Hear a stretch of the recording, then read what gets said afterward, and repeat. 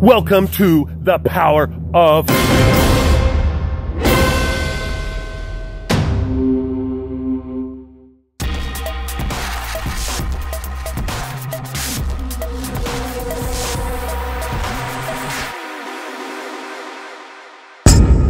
The streets are all alike. The buildings are all alike. The businesses all look alike. The reason for this being that most businessmen in this country are playing a game called Follow the Follower. Okay, so let's get into this third episode of Power of Paint. So, headlines like crazy this week. Pop-up shops, retail. Okay, the theme. I've been told I need to add a theme to this. I add some structure to this show because I'm all over the place. And that's really where I'm at all the time. So this show is quite a challenge for me, but it's a passion for me. So if you enjoy making money using property and real estate, commercial, residential, military, all this, every property out there has the potential to be better than 3%, 4%. And that's really where my focus is. So on this episode, the power of paint came from taking a residential property, doing something unique to it, and making a maximum return. Not the kind of person who wants to just, cook some brownies in the kitchen and have an open house and sell it. Those are the people who are moving from like one city to another city, or they're moving up into a bigger house, or they're downsizing. I'm not talking about those people, okay? All you real estate agents, I'm not gonna run around and start helping you sell your houses by cooking brownies and adding flowers at the front door. What I'm talking about are the house flippers. You buy the house, and in the old days, did I tell you the theme of this show? I'm all over the place, and I've been told to add structure and a theme to each episode. Well, the theme to this episode, and probably next, because I'm just overwhelmed, I don't want to go more than 18 minutes, is, can a park make you money? That's the question. Can a park make you money? Like this park, or this park, or this park. Okay, so the answer is obviously yes. Central Park comes to mind right off the bat. But when you dissect down a little bit, you hear about green belts in master plan communities, and I'm definitely going to go over some master plan communities. Pocket parks, all right? A golf course is a park. So we already know the park can make you money, but how small do you got to go to make it a park and still make you money? Because you got to put the investment into the infrastructure of the park, and then, how does that get leveraged up? Amusement parks. Obviously, I'm familiar with amusement parks. So parks can make you money. I want to dissect into that this episode. But before I go any further, I also want to add one residential flip enhanced story each time. I'll probably share a Martin story. If you know who Martin is, you've seen him. We've been on TV together and stuff, and we're business partners. He has a couple of really good stories, but I want to share one of his. And then next time I'll share one of mine, the one on the golf course. That is incredible. And then we'll just take it from there, because the real point of the show is residential, and I've gotten overwhelmed with commercial. So let me jump into this commercial. Last episode, I talked about that YSL, Yves Saint Laurent, is going to double sales from $1.5 billion to $3 billion. And I showed some stuff on that. I went back and reread that, and he was going to open 20 stores over the next 3 years. And that was part of his strategy. Retail, bricks and sticks. When everybody's zigging, you gotta zag. I even said that in the first episode. He's not opening 20 stores. I was way wrong. He's not gonna open 20 stores. He's gonna open 60 stores. I couldn't believe it. I went back and reread it 3 times. He's opening 20 stores a year. Okay, that's even a bigger bam, bam to this whole retail is dead. Everybody's gonna buy everything on Amazon. No, he knows for a fact that if you see his products, you touch it, you feel it, you see the stitching, you may not buy it in the store, but your sales online will be 20% more. Okay, so the statistics are just keep coming in. Scott keeps piling stuff on. I've already given him credit. He's got tons of resources on that. So now, pop-up shops. I love pop-up shops. I've designed little building, even snow cone shops, right? I've done a lot of pop-up shops. I own a mobile hotel. It's a themed hotel. It looks like a castle. I've also designed sports and all sorts of things. Mobile, pop-up. The neat thing about pop-up, it's non-committal, and if it doesn't work, you can move on. Well, there's whole companies out there helping people start their stores with pop-up shops. You know what? I got so much of this data. If you want anything from episode 1, episode 2, or episode 3, I'll bundle it all up and just make it an email. I'll have the links and stuff. But I can't recall there's a couple of these pop-ups. Appear Here. That's one of them that just comes top of mind. Appear Here. I get their emails. And they help you set up a pop-up shop in different areas, in key areas, in London, in Singapore, in New York, Houston, whatever. And so there's this whole phenomenon of pop-up shops. And so when you think about it, how high can this go? How high can you take a retail pop-up shop? Let me show you the latest pop-up shop. That is a pop-up shop on a yacht. This guy, this jeweler, Samir Halima, sorry if I butchered your name. This dude put his pop-up shop right here. This is insane. Right here, luxury retail experience has become a bit passé. Yeah, because, you know, all this luxury retail experiencers, it's a bit passé. But thanks to luxury jeweler Samir Halima, I am so sorry, dude. I mean, I love the rhino on the roof. Dude, I'm a huge fan, so I'm sorry I can't pronounce your name. His recently launched Chakra super yacht will herald a new level of luxury retail unlike any other. Okay, that's fancy words for pop-up. This is not a permanent installation. This is just for the summer. I think it's for 5 weeks. I'll put a link to this article. It's taken pop-up shops to a whole new level. We have left the flea market, you know, the beginning. The lemonade stand, pop-up shop. So we all understand what it is. I mean, Karl Lagerfeld does the Chanel, and they had the Chanel last year poolside in France. I'll see if I can find that article too. So everybody knows you have to have that touch point with people in the real world.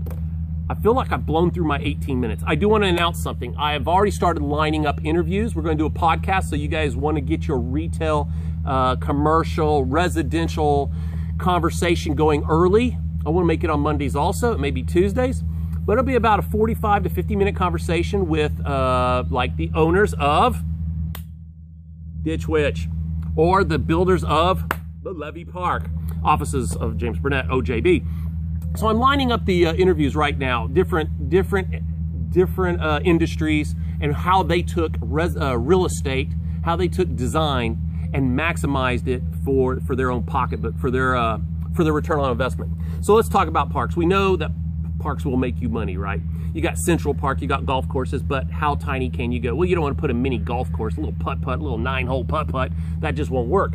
It'll have the wrong effect. But look at what Ditch Witch did. Okay. So now, they are on a major road, and I dropped in there this week just to experience the property firsthand. Sometimes I can, sometimes I can't. So I went in here. I really don't know how they sell anything. Salesmanship was not at the 10. They weren't at the 10 level, but the reception was amazing. She told me that I took the job here 2 years ago. This whole property has been here 2 years. And I got to watch it develop and everything. I didn't know what it was going to be. I mean, it's got a fountain in the middle and a lot of tractors around it. It gets your attention. But it's a park. And it's such a good park. That's how they hired a person. She made her decision to work there because it looks so pretty. Who doesn't want to be in the best surroundings? You know, that's retirement, right? Doing what you want to do in the environment you want to do it with the people you want to do it with. So you're setting up right off the bat your workplace. I mean, you look at Google campuses and they're all these whimsical fun stuff, but their people are in, you know, 20s and 30s, and that's almost like living inside a pinball machine when you look at some of the Oakley campuses and stuff like that. But then you come to this, and this lady loved this entire property. I think it's incredible. It's a park. Why wouldn't you want to buy your Ditch Witch here? Okay, so I look forward to interviewing the owner of this whole place and asking how did he get from where he was to owning a small miniature park. You know, it may be a trophy piece. That's another thing. Some people develop these, like, you know, giant circle, huge headquarters. Okay, I'm talking about Apple. And it's a trophy. Well, that's because he's a champion. That's why we have Super Bowl rings. That's why we have trophies, you know, in the Super Bowl, the NBA. Everybody gets a trophy. Well, in business, a lot of times real estate is a trophy. I'm going to have to stop it there because I want to start talking about the Levy Park, and I'm actually going to go down there and film the next episode. It's a phenomenal new park. It features all the new elements of urban connection points. Basically, how do you play? They've got the faux grass, they've got the sliding, concrete polished sliding, but they actually have book carts. Who thinks real estate and adding book carts? These guys do. OJB does, and I really hope to have him on the podcast. So be watching for that. That's going to be weekly also. My commitment is already maxed out. I hope you're enjoying this, and I'm going to share one real estate story. This is a Martin story. So Martin, he buys a property and he knows what he's going to do with it before he writes the check. So you look at 100 properties, you might look at 200, but when you see the one you want, you know what you're going to do with it. Now, granted, he's a trained architect. He knows exactly how to do things. He knows how to move beams and transfer the weight load and, you know, redistribute, open up. He knows this. So sorry guys, he's like a major pro and you might not be. Well, that's why we get called and get hired. So I'm going to brag on my boy Martin right now. He had these townhomes down by the old Astro World. The Astrodome's down there, Reliant Park, it's down there. So he has these townhomes, and the day he bought it, he knew what he was going to do. You'd walk into this place, and it'd be a 2-bedroom. I don't really mean square footage, and they were townhomes, okay? So, I don't know, let's just go with easy number, 60K. So he'd buy one for 60,000. But when you go in, he'd see this massive 2-story vaulted ceiling. You go up the stairs to the right, and then you'd have kind of an open loft room and a bedroom. Kind of like a game room or a loft or whatever, and then you'd have a bedroom with a bath. And it would be a public bath, so the bathroom could use it, the game room could use it, whatever. Downstairs you'd have a master, living room, kitchen. He immediately took 12 feet of that 2-story loft and made a 3rd bedroom. It still had a 2-story feel, it still had the grandeur of opening, because, you know, they're all the same, but he would go in and add 12 more feet, the entire width of the townhome, adding a 3rd bedroom. Now, you know, that's amazing and incredible because it's already been built and it's already got a roof on it and windows and air conditioning. And what's that do to the tax records? Because the taxes have already been, like, it's 800 square feet. Well, now it's 1,000 square feet, whatever the square footage is. That was one of the most insightful things. Now, he did this multiple times and he could sell that bad boy for 80 or 90K. You know, you have 10,000 in development. So you buy it for 60, put 10,000 in doing that build out and sell it for 90. Bam, bam, bam. The dude made money. That's my boy Martin. So I'm very, very proud of him. And even to this day, when he buys a property, he knows what he's going to do to it the day he buys it. Mow it. I'm going to mow it, and then I'm going to rip out all the Formica and put Corian countertop. You know, that used to do it. It doesn't do it anymore. So we'll talk about some more on the next episode of The Power.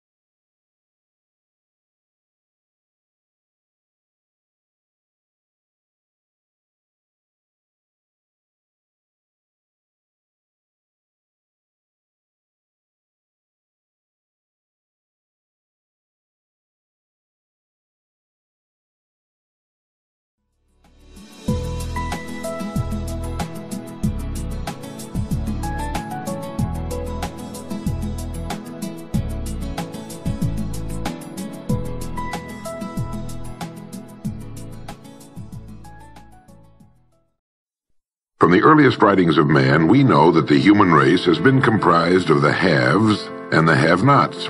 When I was a kid back during the Great Depression, I was obsessed with a desire to know what invisible something separated the haves from the have-nots, being a have-not.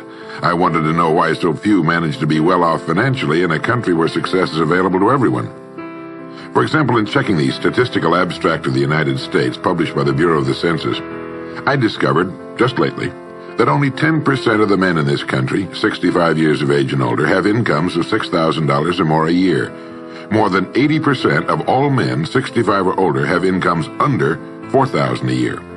Only 7.6% have incomes between $7,000 and $10,000 a year, and only 3.7% have incomes of $10,000 a year or more.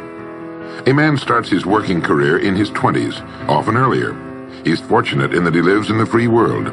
He has better than 40 years to make the grade financially in the richest country on earth. Yet, according to the statistics, only about 10 out of 100 will be financially secure by the time 65 rolls around, and only about 4 men out of 100 will be financially comfortable. Now, why? Well, let me tell you how to find out for yourself. Conduct your own survey. Start down the street in your neighborhood on any Saturday or Sunday and ask the man of every house 2 questions. The first question is, what are you doing at the present time to increase your income now? That is, how much do you want to earn? And when you've evaluated the blank stare you get in response to that question, ask question number 2, which goes, how much money are you planning to be worth at age 65? Now, when the silence becomes too unnerving, thank him and move on to the next house. Ask 50 men, 100, 1,000, until you're completely convinced that the reason men don't make more money during their working lives, and the reason men aren't financially independent by the time they're 65, is simply that they seldom, if ever, do any constructive thinking on either subject. It's that simple, unfortunately. The reason it's so easy to earn far more money than the average man earns in this country is that so very few, are going about it the right way. This is a race without enough contestants to bother about. The few who are really in the race can all be winners. Some will finish ahead of the others, but even the man who finishes last in this race will be financially secure. Most people, more than 90%, aren't even in the race. To prove it, ask yourself the 2 survey questions. Up until the time you started listening to this message, what were your plans for increasing your income? How much do you want to earn? And how much money had you decided to be worth by the time you're 65? You see, people who earn large incomes aren't lucky, and they're not crooks as those without money are so fond of pretending, nor are they endowed with more brains or talent necessarily than their friends and neighbors, nor are they privy to occult secrets, and only a very few were lucky enough to have had rich fathers or grandfathers. Most of the people earning the big incomes today started the same way you and I did, and most other people. The only difference between the men who earn big incomes and those who earn small incomes is that those earning big incomes decided to earn more. They're the people who made it their business to earn more. You see, a woman who does not think about baking an apple pie for dinner tonight will never think of looking up the recipe for apple pie. Without the decision for pie, there's no motivation for checking out the recipe. A man who does not think about driving his car to St. Louis, Missouri or Nacogdoches, Texas will never get road maps which show how to get to St. Louis or Nacogdoches. And a man who never decides to earn more money will never think of learning how, of looking up the rules for earning more money. You see, people do what they make up their minds to do. So get rid of the ancient superstition once and for all that people who earn big money are special people, or lucky, or get the breaks, or had money to begin with, or knew someone, or are smarter, or anything else. These are alibis.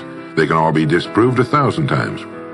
The reason there are so many of these alibis around is that men who fail to make the grade financially are seldom honest enough to just admit that they really didn't try and keep trying.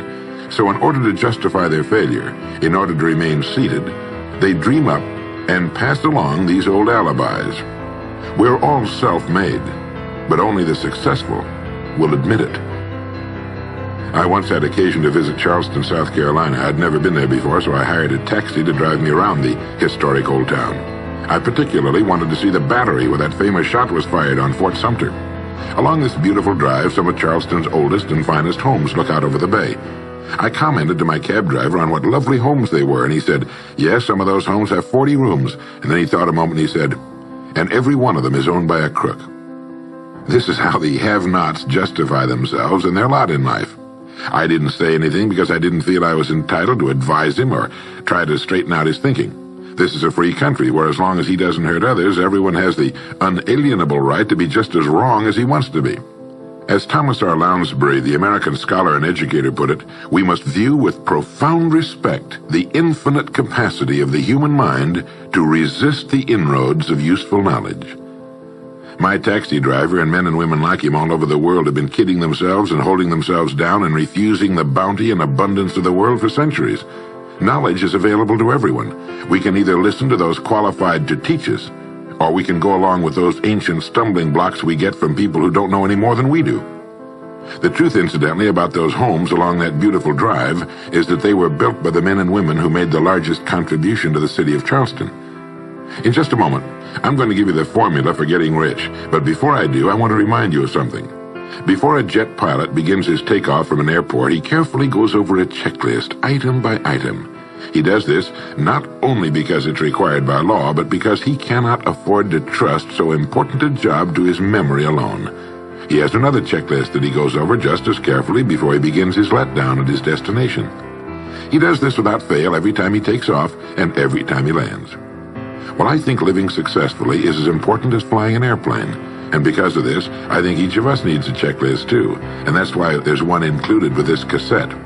We need a checklist to go over item by item before we take off in the morning and before we drop off to sleep every night. So I want to recommend that you affix the checklist to your bathroom mirror.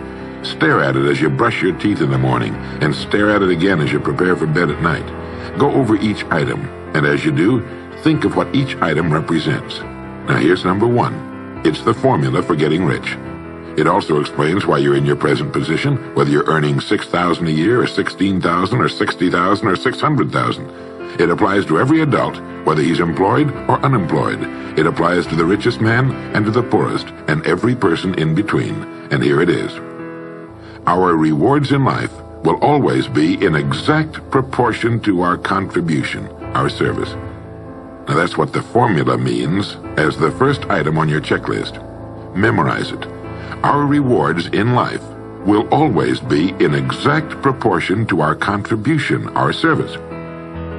Listen to it, think about it until you know it emotionally as well as intellectually. It might give you some slight feeling of superiority to realize that there's probably not another man within a mile of where you live who knows it. You can add it as a question on your survey if you want proof of that. If you want it in another form, here it is as it applies to a man's job. It's the same thing really, the same thing applies, but you can express it differently. The money you're paid by the company you work for will always be in direct ratio to the need for what you do, your ability to do it, and the degree of difficulty involved in replacing you. Maybe you want to write the formula down in both of its forms and think about it until it's as much a part of you as your name. The reason it isn't spelled out on your checklist is because you might not want everyone to know what you're up to. The checklist is valuable only to a person who knows what the words really indicate. All right, you've got the formula. As you think about it, its meaning will become clearer to you. With the formula, there are two rules which must be applied to properly use it. This formula, together with the two rules, is your recipe or your roadmap to earning all the money you really want. Now let's take a look at item number 2 on your checklist. And I'm serious about your putting this checklist on your mirror. You'll notice it's pressure sensitive. Item number 2, the gold mine. The Pulitzer Prize-winning playwright Archibald MacLeish, in his play The Secret of Freedom, wrote, "The only thing about a man that is a man is his mind. Everything else you can find in a pig or a horse." Strong words, aren't they? But as long as you live, you'll never hear a truer statement. The key to every human being's success lies in his mind, the gold mine between his ears. One idea can make you rich. A lot of good ideas can move you steadily upward in the work you do, and ideas are free. Now just think, there's nothing now being done commercially that will not be done better, much better in the years ahead. Next year's homes and most of what's in them will be better than this year's. Next year's cars will be better. Next year's manufacturing, distributing, marketing, and selling and advertising should be better.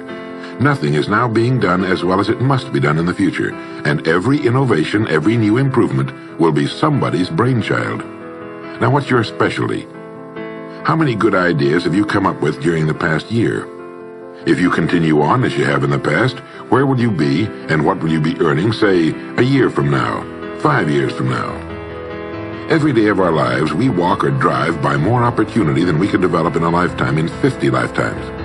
Back in the 20s, Sinclair Lewis wrote that you can kidnap a man, blindfold him, take him to any city in the country with a couple of notable exceptions, put him in a chair in the downtown area, take off his blindfold, and he could sit there a week and not be able to tell you what town he's in. The streets are all alike. The buildings are all alike. The businesses all look alike.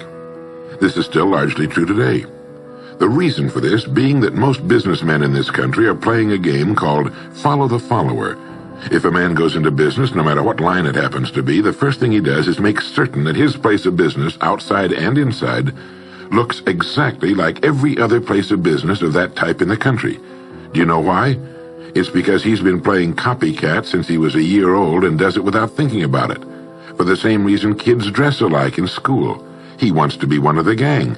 He doesn't necessarily examine all the business establishments in his field and pattern his on the one outstanding example, the one that inspires him, the one that he can really believe in. He just does what everybody else in his business is doing, and by this simple process, he guarantees his own mediocrity. Whose drum are you marching to, if indeed you're marching to anyone's, and why? Remember, whatever you now do for a living will be done differently, quite differently a few years from now. Never in the history of mankind have the opportunities for all of us been so great. But the great majority of people will be the beneficiaries of progress, not those who bring it about. Which group are you going to belong to? If you want to be a contributor, not just a beneficiary, here's the first rule. It appears on your checklist as the gold mine. So, think. Think deliberately and with a purpose. Use the gold mine between your ears. Begin by thinking at a special time every day. Back during the Depression, a New York lumber dealer was growing rich while other lumber dealers were going broke. When asked how he did it, he said, "Every evening when I get home, I close myself up in a quiet room, sit in a comfortable chair, and ask myself, how will my business be conducted 10 years from now? Then I try to do it now." Instead of competing with every other lumber dealer, which is what they were doing, he was creating. He was doing the very thing man was designed to do, the very thing man does best. A company growing at the rate of 10% a year will double its size in less than 8 years. But a man can improve his effectiveness 50% or 100% a year or more. The experts tell us that every one of us has within him deep reservoirs of ability, even genius, that he habitually fails to use. Well, let's begin now to reach into these deep, rich areas of pure net profit and use more of our real abilities. Let's think. Here's the best way I've found to make yourself think. Start getting up a little earlier than you're accustomed to. Right off the bat, this gives you extra time that 95% of the men in this country are not using at all. 1 hour earlier a day gives you 6.5 extra 40-hour weeks a year. But at this time in the morning, take a refreshing shower, dress, get yourself a fresh, hot cup of coffee if you're a coffee man, and then sit down to a clean sheet of paper. At the top of the paper, write your financial goal. Now, this is the amount of money per year you intend to earn soon. Incidentally, you might like to keep this to yourself, too. It's nobody's business but yours. Then, start to think. Think about your goal and what it'll mean to you and your family. Then see how many ideas you can come up with to help you reach that goal. Ideas to improve what you now do for a living. Ways of increasing your contribution to match your income goal. You know, jobs don't have futures. People do. No matter what line of work you may be in, there is within it more than enough opportunity to last a lifetime. You don't have to think of brand new ideas or revolutionary new ways of doing things, although you well might come up with some. Think of ways of improving what is now being done. If you are to increase your income by the amount you've specified, you must find ways of increasing your contribution, your service. And the key to this is to be found in your mind, in that gold mine between your ears. Try for 5 ideas every morning and write them down, and save those sheets of paper in a special idea file. Many, perhaps most of your ideas will be worthless, but some of them will be very good. A few will be excellent, and every once in a while you will come up with something really outstanding.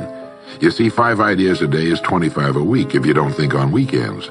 Now that's more than 1,000 ideas a year. One idea can get you to that income you're shooting for. The law of averages swings so far in your favor you just can't miss. Try to develop a sense of expectancy. That is, try to hold the feeling that the goal you're shooting for is a sure thing, and that it's only a matter of time before it's realized. You know, Henry Ford didn't start making cars until he was 45. A friend of mine started a new company at 65. He's still going strong, and his new company has sales of better than $300 million a year. It's almost never too late. Try not to think of things outside of your own line of work or whatever it is you're most interested in. To think well and profitably, you must discipline your thinking. Keep it on course, controlled, keep it in one field, specialize. Now for the final item on your checklist. It appears as the word. And the word is attitude. Attitude has been called the most important word in the language.